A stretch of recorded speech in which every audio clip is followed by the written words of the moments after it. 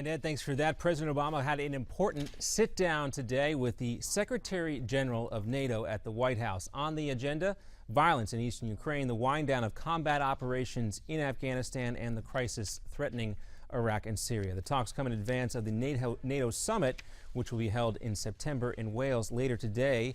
The president will leave for a two-day trip down to Texas, which also includes some fundraising stops there in the Lone Star State. One place we know President Obama will likely not be is on the southern U.S. border. The Obama administration, though, is expected to unveil a new budget request to combat the crisis at the U.S.-Mexican border later today. The latest report on Newsmax.com now saying that President Obama has upped his request to nearly $4 billion to tackle what he and others have called a humanitarian crisis on the border. Texas Governor Rick Perry initially declined the president's request to meet for a handshake on the tarmac of Austin-Bergstrom Airport, but we're hearing now from the White House that Governor Perry has accepted an invitation to join a meeting with local officials and the president to have a more substantive conversation on the issue and what the Obama administration says should give all parties time to, quote, address the situation in a constructive manner. Meantime, as you can see from this video right here, Secretary of State John Kerry visiting the Great Wall of China earlier today. The meeting will touch on a bilateral investment treaty, which the U.S. hopes to create a more